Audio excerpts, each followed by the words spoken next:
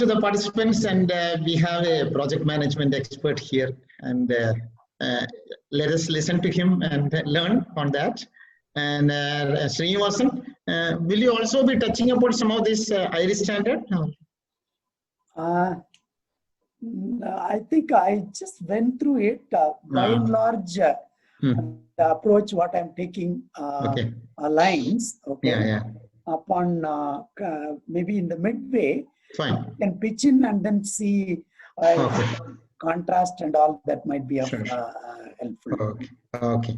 Sir, actually, as per the ISO standards, this industry-specific ISO 9000 standards, particularly the automobile, aerospace, telecom, and this now railways. Railways is a new one which has been added now. Okay. And all these standards talk quite a lot about project management in the operations implementation. It's clause number 8 actually, the clause where the project management is addressed there. Okay. So, and even though ISO 9000 explicitly doesn't talk about that, surely intended requirement of any organization. I'm giving the platform to you. All right. Okay. Yes, thank you very much for your valuable time. Thank you. I'll just share my screen. Yes. So thank you so much. I think a lot of seniors and pretty big amount of expectations. I'm not sure how much I will live up to. What I have today is I just skip 2-3 slides and then come back at what kind of stake we have related to project management. With that, I will step into the body of this talk. Why project management is critical to success. In the cover slide, I kept it as critical for survival and to success. Because we often take this for granted. Okay, so I just wanted to bring in what are the nuances of project management, which everyone at the individual level, enterprise level, national level, we need to consider. And then if time permits, just over the last few weeks, we have done one real project simulation and gave a recommendation to one of a 1500 crore project. Okay, how they can recover the huge delays that they have encountered because of COVID. I thought I'll share a case of it, not really from the original project. I cloned the same work into a case project, sample project, which maybe I can share it to you to drive home how critical it is and how helpful it is to bring individually as an organization, as a nation, okay, always thriving. Okay, so that is the broad agenda for this morning. So I was talking to a couple of them, what are their expectations. I also considered few of them into it. So maybe I'll just pause for a couple of minutes. Is that okay? Or if you have something else to add, so you can add. I'll just briefly give you the global trend in terms of project management maturity. Okay, I'm not going to throw statistics in terms of various elements, but in terms of maturity assessment, the source is PMI as a standard setting body and one of the top global organization. So their recently published report is this. So here, this is the kind of trend they say in terms of maturity. So they typically classify organizations into champions and underperformers. Okay, you can say champions are of higher maturity, underperformers are of low maturity. Now, what is their trend? So let's say a company does 100 projects in a year. Okay, you can immediately translate how many projects meet the original intent or the goals, strategic objectives and goals. Even among champions or high maturity organization, it is only 77%. 23% of the projects do not meet the intended goals. And in terms of low maturity performers, it is only half the projects meet the goal. When it comes to budget performance, even champions complete the project within budget only to an extent of 67%, while the low maturity organizations are even doesn't cross the halfway mark. 54% of the projects go above budget. On time, the performance is still pathetic. 63 for the champions and 39 for the underperformers. One of the major reasons everybody says is scope creep. So even champions experience 30% of the project scope creep. Underperformers, 47% scope creep. The last one is actually very disturbing figure. Okay, 11% of the projects are terminated even among the champions. So that means they don't see the light at the end of the day. Okay, draining the money of the organization and the national exchequer. In underperformers, 21%. What is not shown in this statistic is, especially the last parameter, project failures. When do organizations terminate projects? Okay, that is very, very important. Before we joining this, we were also, one of our senior member is sharing about one of the DRDO project, which started sometime in late 80s. And the champions terminate projects when the project is around 7 to 10% of the life cycle. Okay, that means hardly they would have spent money. They realize that it doesn't align with the organization strategy. Market is changing. Trend is modifying. If you continue in the same pace, it is not going to succeed. Let us close it. While underperformers terminate the projects when the project itself is about to terminate the organization. So that means it sucks of the funds and other resources. When the organization gets into close to bankruptcy, they close the project. That's too late to close a project. Okay, it is as if a person in close to death, you take him to hospital. Okay, so that's too late. So that itself, 21% of the projects, they terminate in that condition. In fact, in my 37 years of career, I have come across at least 2-3 such projects, okay, which killed the organization, literally killed the organization. They are no more. Okay, so this is the trend, primarily to drive home how important to build process maturity, people maturity, and organizational maturity when it comes to handling projects. So the sources, I will not go into the details. So you will see that why the projects fail in terms of these various parameters. Okay, they don't focus on customer value proposition. Okay, we need to go a lot into that. Second thing, they're not ready for the change. Both sides, project performing organization as well as customer side organization, when they are unwilling to undergo change, then the projects fail.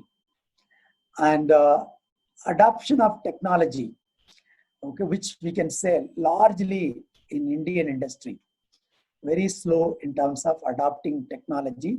And it is very important. We adopt technology for engineering, but we do not adopt technology for management. That kills projects a lot. And in fact, all of them are also related to project management. But the fourth one is specifically failing to value project management as a discipline and building people process around that. So these are some of the things which all boils down to building a culture, okay, a projectized or project management culture within the organization to be built. Okay, when you see the high maturity organization, they have such a culture. So that is why they succeed. Any reflections from any of them? maybe 1-2 minutes if you can look at it. Maybe you can introspect yourself as an organization. Where do you belong to? Okay, just to tell you what defines high maturity and low maturity. I have another slide. I have not brought it because then it will become more of statistics class. More than 80% of the projects, they complete okay, within certain criteria that classify it as a high maturity. More than 50% of the project they don't meet. That is for a certain criteria, they continue it as a low maturity. Majority of the organization will be in between. So maybe you can check yourself, where do you stand? Because you would have come across a lot of projects. Okay, so whether it is in the middle or low or high, you can establish, and then also you can check against where you can improve on it.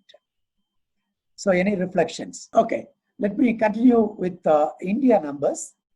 It is not a failed project or something like that. Just to give you a gist of why it is critical as a nation. So India plans to invest 105 lakh crores of investment in infrastructure project alone over the next 5 years. Okay, so that is actually roughly around 5% of our GDP. Okay, year on year. And if you look at our GDP growth over the last 4 years, okay, it's little dismal. 7% in 17-18 and 6% in 18-19, 4% in 19-20. And the projected growth in 2021 is minus 3.2%.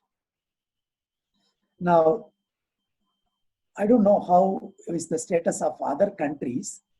Okay, you can say relatively, okay, politicians don't say or others don't say, but being in project management, okay, if I am in some way had an access to Modi, I would have given, okay, that tagline for our country, not as make in India, first as a build India. Okay, so we need to build India in order to make in India. So in order to build India, project and project management is vital. So a couple of, the first one is how much stake involved in project, just to illustrate.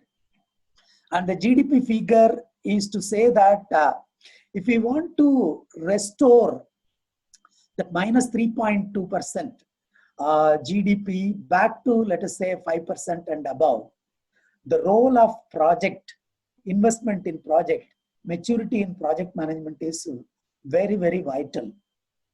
Otherwise, we will be pushed to underdeveloped country. The third bullet in this slide, if you look at it, India's R&D spend is only 0.65% of GDP, while the corresponding figure in United States is 2.8. So that means how many fold? Around 5-fold, 4 to 5-fold. And Israel is 4.85%. It's almost okay, 8-fold. So you can see how those countries are doing in terms of every discipline, whether it is healthcare or electronics or infrastructure or manufacturing. Okay, and I will tell you, almost 95% of research and development funding is into projects, because every research and development endeavor is either a projectized endeavor or a program-centric endeavor. So that is where we have to focus our attention into projects. Okay, India is doing very, very poor. So that is why I am saying make in India is not possible unless you build India. In order to build India, we need to build this particular discipline at the individual level, enterprise level, and national level. Now, I'm just looking back to the China. About 20 years back, okay, somewhere around early 2000, the China's exponential growth started at that point of time. The China approached PMI saying, we need 75,000 certified PMPs for us to handle our large scale program over the next 5 years. Okay, what can you do for us? Okay, they approached. Now, at that point of time, even the global count of certified PMPs was not 75,000. Okay, I can tell you my PMP number is 16,000 plus. Okay, globally, the number of certified PMPs were only around 16 to 20,000, while China alone asked for 75,000 certified project managers. And PMI gave them a Chinese standard in project management, and they established multiple chapters, and they did a phenomenal collaborative work. And then we can see where China is today in terms of infrastructure development. So that's the intent. And then last one in the highlighted is the performance of projects in India, especially this is from MASPI, Ministry of Statistics and Program Implementation.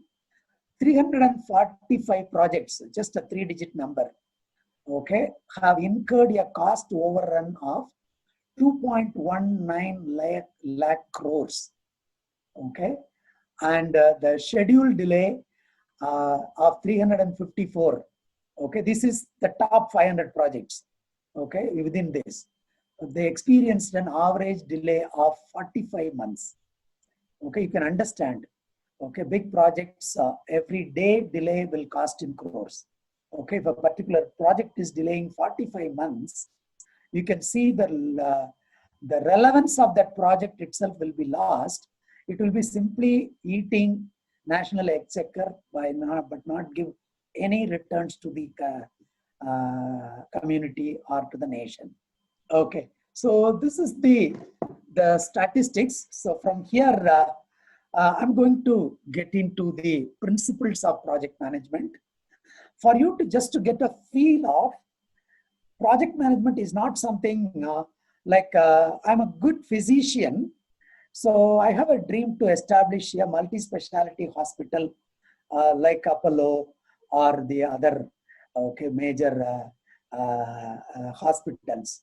Okay, so we cannot just counting our own core competency and then step into a big project. You will realize the result. Okay, we will lose a good physician, and the country will create a bad entrepreneur and a bad project manager. Entrepreneurship and project management goes hand in hand. Okay, so it's very important. Project management as a discipline need to be understood and built among the key stakeholders. Then the projects will see maturity and success. So in that context, I'm going to throw some of the glimpse of the concepts and methodologies around project management, and then I will take up the case study. Okay, so let me just begin with just defining what is project. Okay, quite often that is where we make mistakes, and then that continues across the life cycle. So if you look through it, the unique characteristics are highlighted with red. So any project, okay, it is a temporary endeavor undertaken to create a unique product or deliver a service or bring forth a result. And projects should or generally drive change somewhere, okay, in terms of behavior or process or result. Okay, it brings change, it drives change. And then, okay, projects are a business value creation, but projects are enablers. Okay, the actual business value in terms of revenue, profit, welfare, growth, market share, all of them happens actually as part of operation. Okay, the projects are vehicles. Okay, just to drive an example, we build a home, let's say we invest about 1 crore. Okay, so the project is to build a home. Okay, so it enables the business value creation and the real joy of living, okay, in our own home, sweet home, comes up in operation. After building the project, completing the project, we lived in that house for, let's say, 3-4 generations, okay, maybe 100 years or 150 years. Okay, that is operation. Okay, so in order to generate wealth, okay, we say, again, I would like to connect that Make in India tagline here. Okay, Make in India is operation, Build India is project. Okay, so in order to have that happen, okay, we need to create that enablers, which comes through project program management. And the characteristic is, any project is a temporary endeavor, temporary in terms of timeline, temporary in terms of resources, temporary in terms of opportunity window, temporary in terms of even scope and requirements. If you delay the project, scope will change, requirements will change, perspectives will change, stakeholders will change, and the project will become a white elephant. Okay, and projects are done to create a unique outcome. Okay, projects are always a creative endeavor. Okay, so that means it involves a lot of challenges, uncertainties, risks, okay, and the change adoption. All those things comes out of this uniqueness. So behind these 4-5 unique characteristics, we build a management discipline. How do we handle these parameters so that we end the project, okay, meeting all those guidelines? Okay, so that is project and project management. When it comes to operation, we see a 180-degree opposite scenario. Okay, operation is an ongoing endeavor. Okay, that involves repetitive tasks, processes to bring forth consistent delivery of products. You will see that one-to-one opposite to those words. Okay, project is a temporary endeavor, operation is an ongoing endeavor. Project creates a unique product, operation creates a repetitive project that should be consistent to each other. And operations are generally stable. You don't anticipate change. And in fact, they don't welcome change within an operation. When the going is good, they say, why do you want to change? That's also good, but at some point of time, you will realize that that becomes obsolete, so you need to change. So both project and operation should go as two rails on a track, okay, in your own life, within an organization, and at the national level. So that is the significance of project. So quite often, okay, we mix up both. Okay, we say, somebody says that I have 27 years of working as a civil engineer. Okay, I'm going to become a project manager. Okay, so that's very dangerous because he is good at routine operations. He cannot understand the unique characteristics of project, and then they will stumble. Okay, so you can see the why projects failures are so much now. Okay, these operational managers are given the responsibility to handle mission critical national projects, okay, organization critical projects, and that without a proper training, orientation, and handholding, that results in the lakhs of crores of loss to the national exchequer. Now, briefly, I'll talk about these 5 critical principles of project management. Okay, first thing is the project needs tremendous governance. Okay, when I say governance, we should not be confused with red tapeism. Okay, governance talks about the role, responsibility, authority, accountability at different levels. Okay, so that needs to be spelled out. Okay, now the problem with some of the government and PSU, the whole organization structure is tailored for operation. Now, in that operational structure and governance, they attempt to execute projects. Okay, you will see both will not fit in.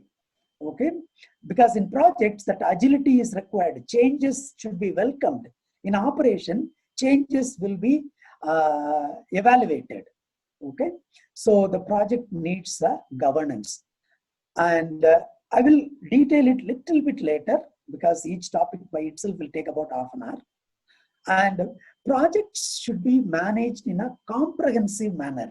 When I say comprehensive, I will talk about it little later. Every project go through a life cycle.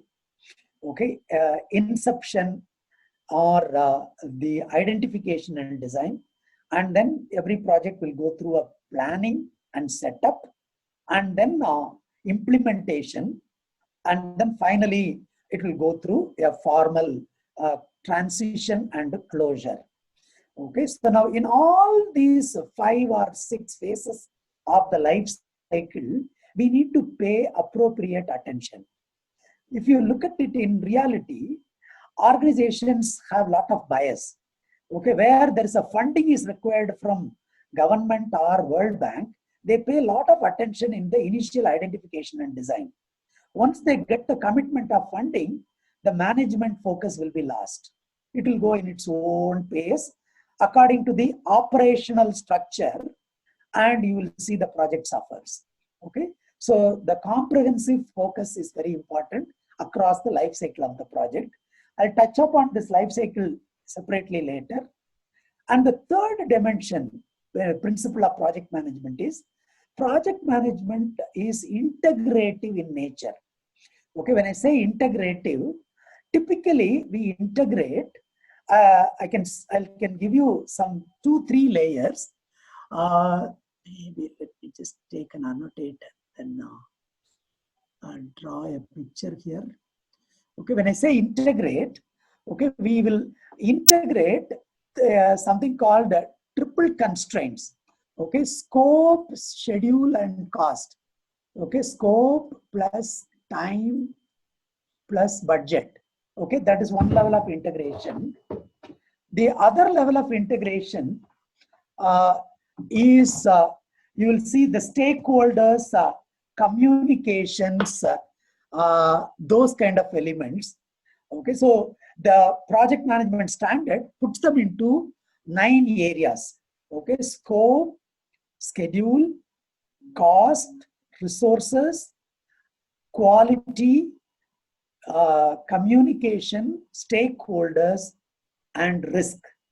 Okay, this resources includes internal as well as contractual resources. So these 9 areas need to be systematically integrated, and we need to build a dynamic project model. Okay, because every week, every month, you will experience some form of changes in any of these attributes. So the project needs to be managed in an integrated manner. And the fourth principle is project management should be highly adaptive. Okay, as I was telling you, the whole thing will be very dynamic. External things will change, internal things will change. Okay, as it goes, you need to adapt project to the current scenarios around us. Okay, now all those things are not possible just by intuition or a pure paper-based processes and systems. Okay, we need to knit these parameters into a dynamic model. Okay, today if I look at it, okay, I'll give you one example. Okay, why all these things are lacking. Okay, the very maturity of project plan is lacking. Well, long ago, one of my close friends said, I will introduce to one big infrastructure company. They want some project management. I'll give you a glimpse of their current project management maturity. He said, he asked one of the engineer, can you bring the project plan of that particular site or that particular project? He said, that boy said, sir, it is in 3 box files. Which box file you want to bring it in? He said, okay, bring all the project box files. He bring all those files. Can you imagine what will be there in those files? All of them are drawings. Okay, the layout drawings, construction drawings, isometrics, specifications, Okay. Now, in a project management terminology, that is nothing to do with project plan. They are all specifications and designs and blueprints for the project. They are all engineering artifacts. Okay. So the meaning from this story is, okay, the project plan maturity is 0 in that organization.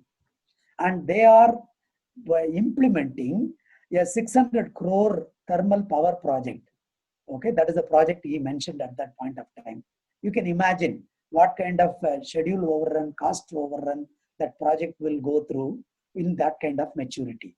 Okay, so the project management should be well governed, comprehensive across the life cycle, all parameters to be tightly integrated and dynamically managed or adapted. And the last but not the least, the project management should be highly participatory in nature. So that means the team members, contractors, and officers, okay, the senior management, and external stakeholders like regulatory agencies, funding agencies, okay, all of them should have a due voice and participation in conceptualization, planning, implementation, transition, and adoption to the regular operations. When these things doesn't happen, the projects cannot see its value and they cannot become champions. Are you all with me? Yes, sir. Okay. I'll just keep moving.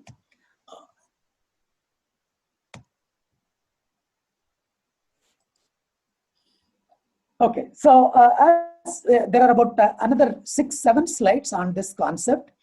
Okay. I'm not going into tactical level at all. I'm just keeping myself at the top level just to show you the tip of the iceberg. Okay. When it comes to project. So if you look at it, project management as a pyramid, okay, you can see like these 3 layers, the strategic level project management, and next to strategic level program also is kind of a combination of strategic and tactical, okay, program level, and at the operational level or at the bottom level, you can say tactical level.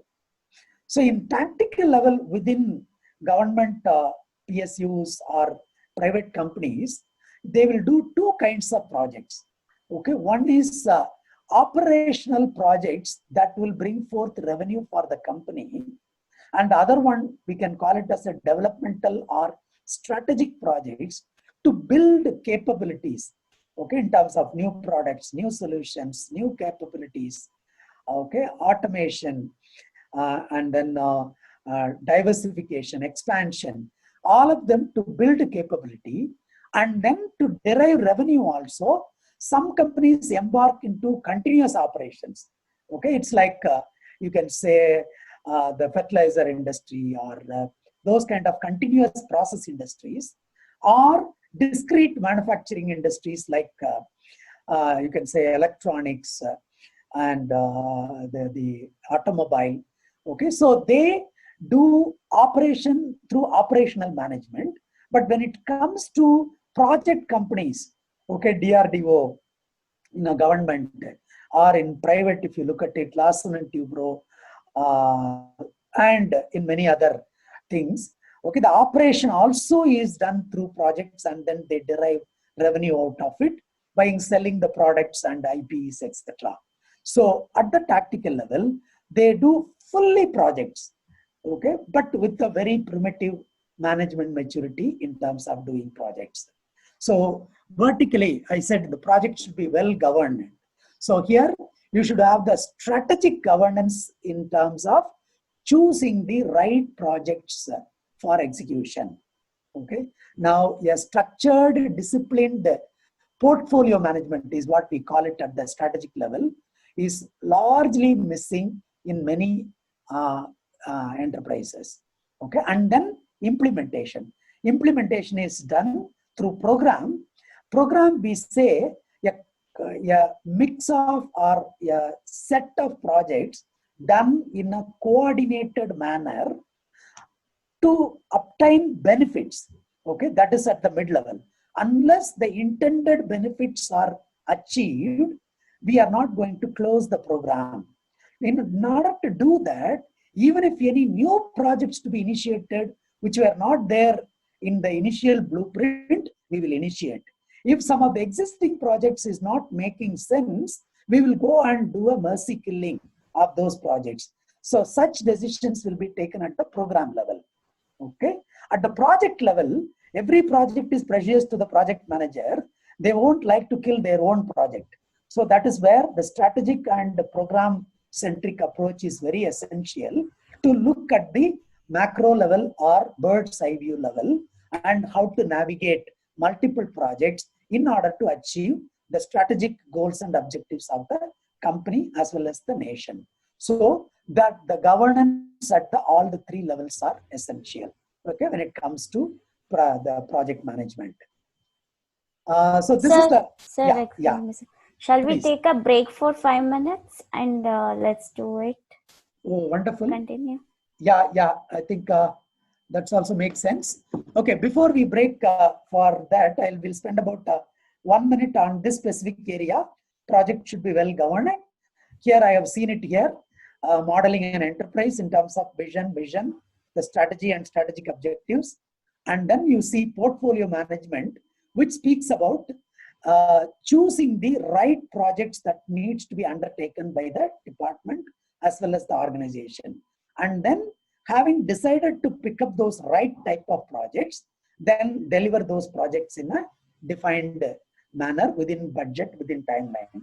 So that is where I was talking about the two sides of it. Operational side, it could be either through an ongoing operation like continuous or discrete manufacturing, or through a temporary endeavors like projects and programs.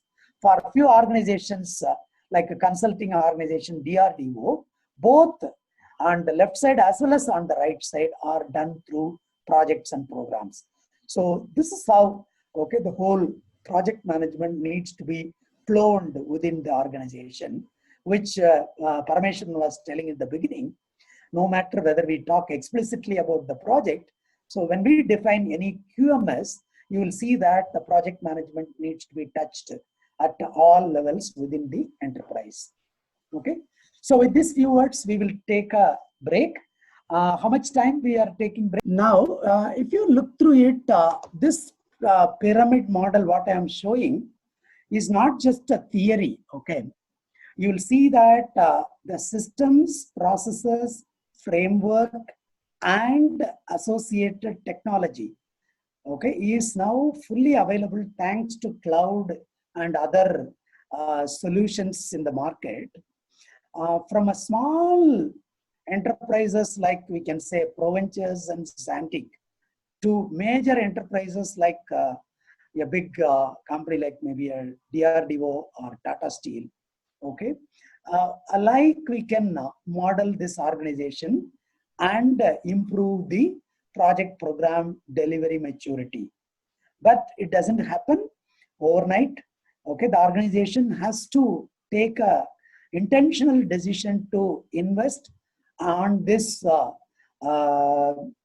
maturity, and then take the whole employees along with this vision. And then you will see that in around, we can say, in 6 months, we can start seeing the improvements, but the journey will continue. Maybe in 3 to 5 years, you can see a very, very transformed organization. So please remember this project management tool, okay, is as effective as a transformation tool for any company. Okay, so that we will look at it a little go more from now forward. I'm just picturizing around that project management should be comprehensive. Okay, so you will see here, I just briefly mentioned before the life cycle approach. So here it is presented in a generic form. You will see here identification and definition is a one very, very important stage, okay, in the project life cycle.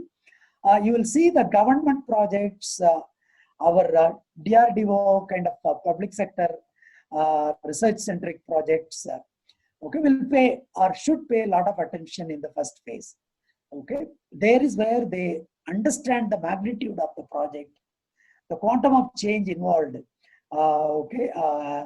and then establish the feasibility, technical, commercial, market, and other stuff, and then go and take a formal authorization, funding, regulatory approval from the respective bodies.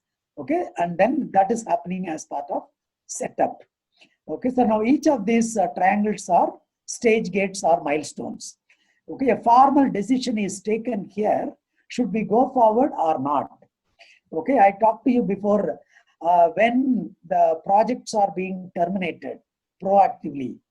Okay, so you will see that if there are 10 initiatives on the card, you will see that 6 or 7 of them will be given a no-go to go beyond further. Only 2-3 initiatives will be given a go, and then that will be taken up till the end. So that important decision will be taken up during this particular. So this stage is very, very important. Okay, in terms of making a go no go decision. Okay, in the beginning, having given a go, then here you get a investment commitment, you get a regulatory commitment, you get a former ministry approval, etc., etc. And then here you actually initiate the project. Okay, so this phase might be a smaller phase, but it's very important when it comes to big projects, 10,000, 15,000 crore projects. Okay, to set up the project. Typically, you can follow the same thing for programs also. Okay, only thing, there will be multiple projects that will happen within that. And then you see here, I said project management should be adaptive. Okay, accordingly, they define different methodologies. Okay, there is something called predictive life cycle methodology, iterative life cycle methodology, and adaptive life cycle methodology. So you need to choose based on the nature of the project. Okay, just to drive home a small example, again I'll pick it from a basic one that we all understand. Okay, if I'm going to build one independent house, okay, I'll go with the predictive methodology. Okay, where I need to design the specification, bring out the blueprint, and then go ahead and do the below ground level, first floor, and then do the finishing, and then finally you do the one. If I want to build a bridge across the river, predictive methodology. Okay, but when it comes to certain multiple dwelling units, okay, let's say I'm building a gated community, okay, with some 20 homes, okay, then if I should not go and do an earthwork and foundation for all the 20 villas and then build the superstructure for all the 20 villas and do that for all of them. Then you will realize that when you are 60% complete, a COVID-like situation will come and everything will come to a standstill. So we need to follow an iterative approach, probably a land acquisition approval. I will do it for the entire layout. When it comes to implementing and delivering, planning, implementing and delivering, I will do unit wise. I will iterate it, okay, for every villa, so that within the next 6 to 8 months or 8 to 10 months, I will sell the handover the first one. I'll get the money back. That people will start living in that. I will have the returns back to me, which I can invest in the next one. So you need to have an iterative approach in the project. When it comes to R&D, okay, the concept that we develop is the same, but in every iteration, I keep changing the configuration, changing the input-output parameters, the operative conditions, so that until I get the best result, I'll keep adapting. Okay, so this is very, very important decision. What is the development methodology we follow in the project? You will see many of the projects that supposed to go in iterative and adaptive, they go with the big bang predictive approach okay, in many of the public sector and government projects. And you will see at the end, it becomes irrelevant for the application. Okay, they don't navigate the changes. Okay, they don't bring forth a pilot results and then get the benefit out of it. And they go for a big bang approach. Okay, I can quote some of the references, but okay, I think you yourself can understand now which of your projects, what kind of methodology you follow, and what kind of challenges that you are facing because of that. Okay, so these two phases go in a cyclic manner, depending upon how many iterations and then other things going on. If it is a predictive, it will go in a sequential manner. If it is iterative, it will go in a cyclic manner. And then when the results are achieved, okay, you evaluate and then do the transition to the operational organization. So from project, it will move into operation. Okay, so the operation will go on for decades. If you are building an aircraft, maybe it will be in commercial production for the next 40, 50 years. Okay, and then you will see, I was telling in the beginning, project and operation go hand in hand, like two sides of a coin or two rails on a track.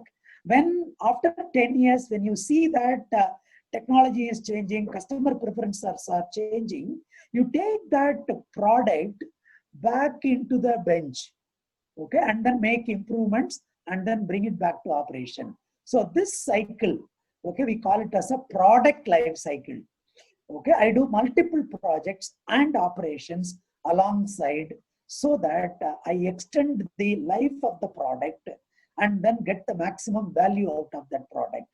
So all these things need a program approach and a portfolio approach to monitor how these projects are progressing, what is the value we got it, and then what changes needs to be done, and then bringing back to the project bench again, and then putting it back, and then how well we manage our timelines, budgets, and other things to be done. Okay, so this particular life cycle model, actually I picked up from another methodology, which is called project management for government projects and NGO projects. Okay, where this is what is prescribed in each of the stage. What are the sub processes? What are the artifacts? What are the deliverables? All those things will be there in the standard. Okay, in fact, after this, I can send a reference. You can even download a free methodology and standard, especially for NGO projects and government projects, which are not really profit-centric, but more benefit-centric, how they need to define these kind of elements. And all through this life cycle, you do this monitoring and control. We call it as monitoring and control, but this standard call it as a MEAL, MEAL, MEAL activities. Okay, the MEAL activities will go through across the life cycle of the project in terms of monitoring the results. Okay, so at every stage you do some activities, monitor the results, and then at periodically at the stage level you evaluate the outcome of identification and design. Okay, you can make some mid-course corrections here if you find something wrong, and also the future will unfold. You can develop a detailed plan and commitments. Okay, sometimes we see a project is approved for some 50,000 crores. Okay, maybe a big smart city and other things. Actually, I would say it is crazy. Okay, to approve a budget of 50,000 crores. Okay, but of course it will come in specific stages if it is World Bank approved or those kind of institutional approved. So you will see that in the beginning they'll give maybe a small corpus of 1 to 2 crores. Okay, to do the feasibility. Once that is done, then they will say that, okay, for the first iteration for a specific city, okay, I'll give you the 1,500 crores. You do that. And then you come back to governance again for the next iteration. Or you build a proof of concept, okay, establish the commercial, technical, and other regulatory framework, and then we will give you the next dose of funding. So these are the things handled at the portfolio level, where you know when to allow the project to go on further or when to terminate the project without hurting the company or the national exchequer. Okay, so this is the life cycle approach: monitoring, evaluation, and then accountability, which we talk about the governance. Okay, at every stage, okay, that needs to be explicitly defined, and then you need to manage it. And then lastly, learning. Every project is a tremendous opportunity for an individual, for an organization, and for the nation to learn. Okay, so now, in fact, this pandemic of COVID, okay, 100 years before we had it, okay, but how much of learning and many other such things we went through it that are available with the proper recommendations and prescriptions, which we can take it forward. Okay, I'm looking at a very, very high level, but that can be zeroed down to the lowest level also. At every stage, you learn something. So you need to continually make sure that the learnings are consolidated, disseminated, and then stored, and then continually built at the project level and organization level. So that's what we do through this life cycle approach. So that's what I was telling. The project management should be comprehensive and adaptive. Okay, this is how we implement it at the project level. Talking about project management as an integrative endeavor, I will not spend a lot of time here because we don't have much time. I want you to have a lot of question and answer. If necessary, a small demo for you. The project management should be integrative. So these are the very critical parameters that are being integrated. Okay, when we say this, so you will see that the scope forms the basic foundation. Okay, there are certain processes and best practices, okay, that needs to be put, and then you take that scope to schedule. Okay, you time phase, okay, the sub-projects, work packages, deliverables, activities, and then give a master schedule network, okay, phase to the project. Once that is done, with the activities without resources is simply a Gantt chart. Okay, you can just print it and then paste it, but it won't happen. So you need resources. Okay, how do you plan? Okay, and then assign resources back to the schedule. Okay, then it becomes a resource-loaded project plan. These resources may come from within the organization or outside in terms of vendors and business partners. So this gives us your internal resource management and then external contract management, procurement and contract management.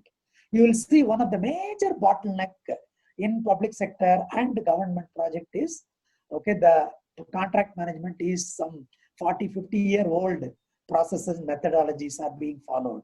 Okay, they will say L1, L2, L3, and they'll be so proud that they have given the project to the lowest or less than half compared to the highest bidder.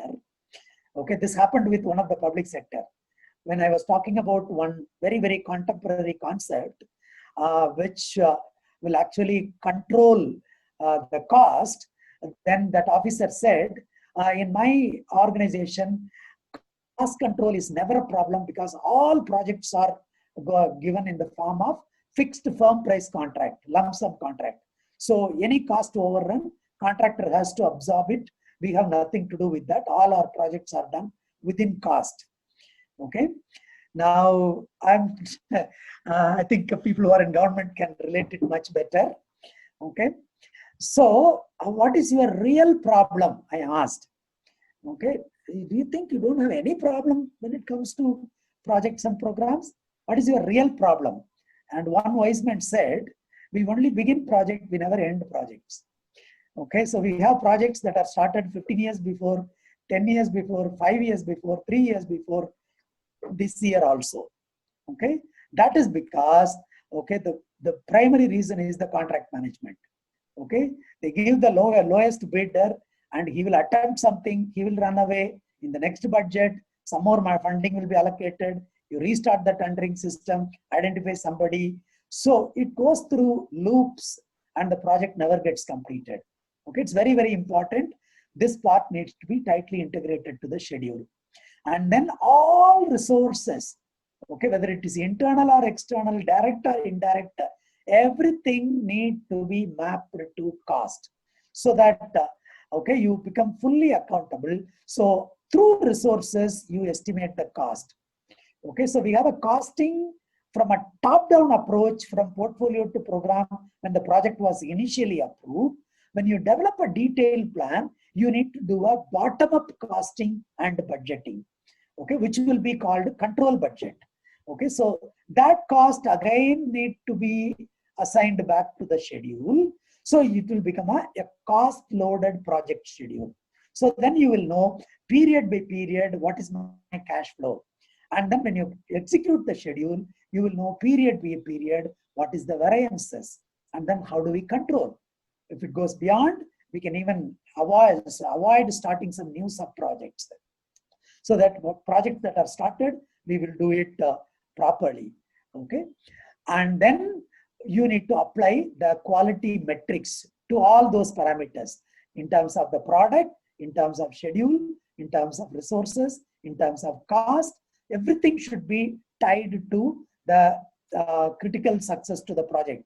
Okay, the metrics, quality metrics, and then okay, you need to measure as define the tolerance levels, and you need to manage through the execution. Now, having done a plan with all these primary components, you'll see that everywhere you make assumptions. Okay, so a project plan without assumption is impossible. Okay, everywhere we assume. And every assumption has two sides. If the assumption goes well, if it is yes, my plan will work. If my assumption goes wrong, my plan will fail. Okay, so we need to take this approach here when it comes to risk management.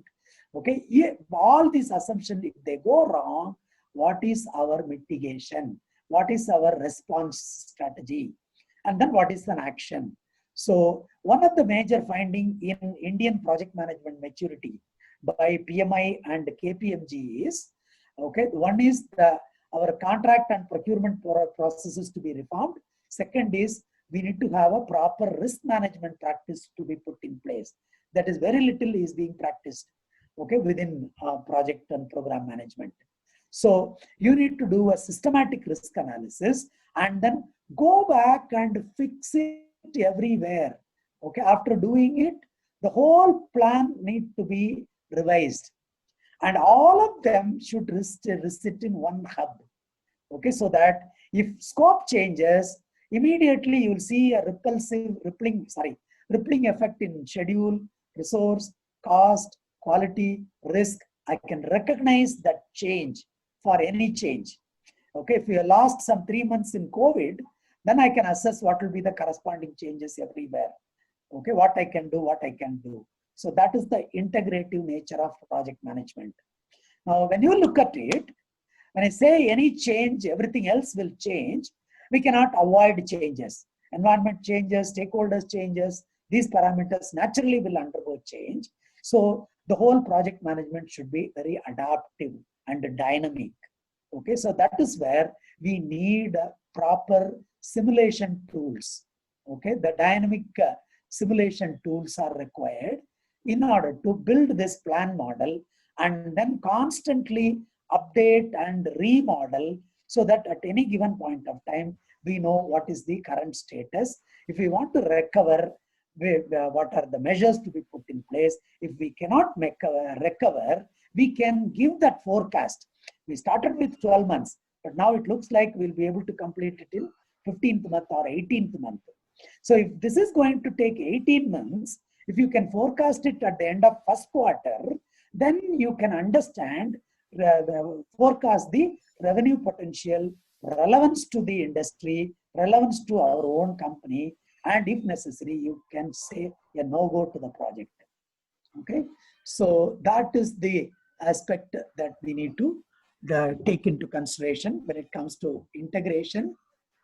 The commercial construction infrastructure project, okay, as a template, and then illustrated it here. But we have also consulted and advised to a company on a real-time 30 months project. Okay, since So because of data integrity, I have not brought any of that details here, but I cloned what we have recommended into a sample project and I'm showing it. Okay. I'll just take you through that, and then this is more of you can say discipline and technique, and towards the end we'll discuss more how we can take it forward to other areas as well. So actually I was about to publish a small article in LinkedIn. So this morning I realized the lot of content I have is very conceptual. I should also bring some illustration. So I thought I will pick it up and then share it here. So you will see here the context. COVID-19 hits the nations large from the month of March. Okay, I would say by and large I removed that. And now I should say all nations. Thousands of projects are at various stages coming to standstill, and an average interruption of 3 months. Okay. The cascaded impact, even at this stage, project managers say that it is 4 to 6 months, and it is expected to go up to 1 year and more. Okay, that is the current situation. The companies are struggling to comprehend the situation, and they're not even able to assess where are we and what is the way forward. Okay, this is the truth. Okay, where there are certain good systems, processes, tools are in place, this assessment is very easy. It's a matter of a few days. But for other projects, they don't know where they are. Okay. So one of our discipline is to do the scheduling practice. Okay, we specialize in scheduling practice and then build master schedules to various big projects. Okay, and as part of that, we attempted to address this issue. In this, I actually followed one, I would say for project management, it is a contemporary practice. For industrial engineering and manufacturing, it is little old. For there also, it is a contemporary practice introduced by one Dr. Eliyahu Goldratt. Some of you might be knowing. He introduced something in mid-80s by name theory of constraints. Okay, so I don't have time to explain that, but the theory of constraints is spelled out by him in one line item, one sentence. Okay, the strength of a chain resides in its weakest link. Okay, it is so profound and so simple to understand. Strength of a chain resides in its weakest link. So now if you look through an organization, the throughput of an organization is determined or decided or limited by one work center or one business process somewhere or one equipment, or sometimes it will be one person. Okay, without understanding this, organization go left and right with Six Sigma and various other process improvements, reforms, etc. The author says it is crazy, it is madness. Okay, so you need to identify what is that one bottleneck center that limits the production or throughput, and then go and do a systematic analysis. All that we do is good, but don't do it uniformly everywhere. Identify where you need to do and do it over there. Once you do it, then you will see that that particular bottleneck is broken. For example, you identify the weakest link, go and weld it, strengthen it. And then the load lifting capacity will increase. And you will immediately see that after 10, 20 tons of lifting capacity, another link will fail. The same thing at org level. When one work center is overcome of that limitation, then another work center will show off as a limiting capacity. So don't settle as a complacent. Go back to step one, identify the bottleneck center, focus on it, and then there is a 5-step process. Okay. Now this is, he wrote in the novel form. The first novel is The Goal. Okay, 1984 it came up and it became very popular, best-selling book. And then he wrote a sequel of novels. Okay, the project management novel related to that is Critical Chain. Okay, so the critical chain is the bottleneck for timely delivery of the project. If you deliver the project on time, resources will be in control, budget will be in control, quality will be in control, risk will be well managed. All those things will be taken care. Okay, that is one paradigm. So accordingly, it is gone. Okay, so we have applied that particular principle on this particular project. So the scenario 1 talks about the original values. Okay, now this is a case project, not the original project. Original project statistics I am not sharing. So this is about 400-day project. Okay, if we start on 1st January 2020, it is expected to end 30th July 2021. Okay, many of your research project, infrastructure project will be of this nature. Okay, so original duration is 430 days, considering 5 days a week, okay, 8 hours a day, and Saturday, Sunday as holidays. Okay, the budget, just for easy calculation, I kept it as a $10 million, which is approximately 75 crore USD. Okay, so this is the original plan. Now here I have used Microsoft project as a template where you will also see how scope, schedule, resources, cost, all of them are fully integrated, which we can deploy, easily use it. Okay, so the simulation is for a commercial construction project. Microsoft project is used as a modeling tool. And then here it is, the project was in progress till 31st March. And it has registered a progress of around 19% or so, I'll show it. And then put on hold on April 1st, and activities resumed on July 1st. Okay, the 4 months interruption, which you can say by and large, most of the projects are reflecting. Okay, so this is the schedule, which I have modeled it. I can show you the real-time schedule just to compress it in a one page. I took it at the level 1 work breakdown structure. Okay, so you will see here the long lead procurement, order placement, site mobilization, site grading, foundation, steel erection, carpentry. Okay, all these things. This is a steel structure based concrete building. Okay, so when I put the status date on March 31st and updated the progress, you will see 100%, 19% overall progress. The long lead items, except maybe one item, everything is placed. Site mobilization also is done, and site grading and other utilities also done. Okay, the foundations about 33.9%. Amazingly, the real-time project what we are handling is more or less the same situation. Okay, but it was started 1 year back. Okay, a lot of design engineering activities were done in 2019. The other activities were started early this year. Now, rest of things are yet to be done. So this is pre-COVID scenario.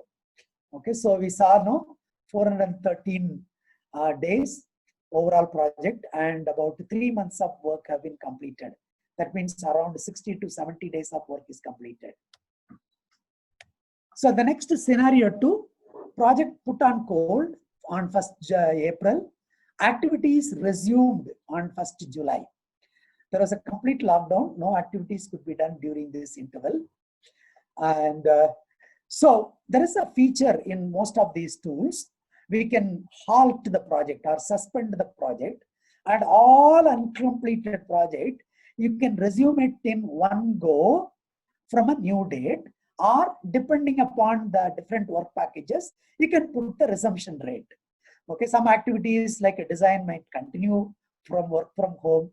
Some activities like procurement also might go on, but site-related activities will be suspended completely. So you can suspend and reschedule. Okay, so here, just to make it the case simple, I suspended the whole project and resumed the whole project on 1st of July. So the resultant effect is shown in the table. Start date as usual, 1st January. Baseline finish date, that is originally agreed approved finish date is 30th July. The current finish date, okay, the current plan, okay, the finish date is 29/10/2021. Okay, with this 65 days of delay, okay, 3 months plus delay, it results in 475 days. Okay, I tell you, this is a very, very optimistic forecast I am giving. The real forecast will be still bad in many of the projects because of the cascaded impact. Okay, so that is how it looks like in scenario 2. The resultant schedule, you will see it here. You will see the break here. Okay, between this red line and the rescheduled line, the whole project, okay, is moved to the future, and the new finish date is 29/10. Okay, the 413 days becomes 478 days. Okay, now I would like you to recollect and then map it in the background. Okay, so if you don't have a simulation model, getting these 6,000 plus activities, a new predicted start date, finish date, and then realign the procurement, vendors, and other business units, coordination become huge. We cannot handle it. Okay, this modeling helps you to instantly say that the new start date for you is this such and such date. Okay, so that's very easy because of the integrative in nature. And then we put a recovery strategy. Okay, because now we have a plan in place, the impact is being measured, now we need to recover. So all stakeholders have come together to support each other in order to rescue the project from this situation. As a broad recovery plan, the following actions were agreed. It was agreed by all to work for 6 days a week and 9 hours a day, just 1 hour extra. Okay, if you look at it, information and technology industry, they were crazy after coming into work from home mode. Okay, so here we are not going to increase significantly, but all of us should work together to rescue the project. 6 days a week, 9 hours a day from 1st July until the completion of the project. Okay, this is a generally agreed upon work ethic we all are going to have. If such a compression is not possible due to technical issues, for those activities, the team can continue to hold according to their original schedule. Okay, in such cases, the activity will take more days, and that should be acceptable to the organization and the project manager. Okay, I'm not driving crazy on my people. Okay, if they say, hey, I need to wait these many days for curing, just because you work on Saturday, the curing cannot be squeezed. It has to go through 21 days. The incubation period, 21 days. I'm saying agreed. Okay, you don't need to commit to this 6-day week. Okay, every contractor and project team member will follow a relay runner pattern to work and complete the project at the optimal duration. Okay, now this is another fascinating concept. Why project gets delayed? Because of the behavioral syndrome of the people. Okay, there are 2-3 behavioral syndromes we exhibit. Okay, one called student syndrome, the other one called the other techniques. Okay, God willing, if permission permits, we can discuss these things later. So they all said relay runner ethic. That means the runner will run with his best possible speed, and the recipient will wait and even prepare himself, pick up the momentum and take over the baton and then continue to run. Okay, we will not simply sit and then when he comes and then start going. We will not do that. That is called a relay runner ethic. Okay,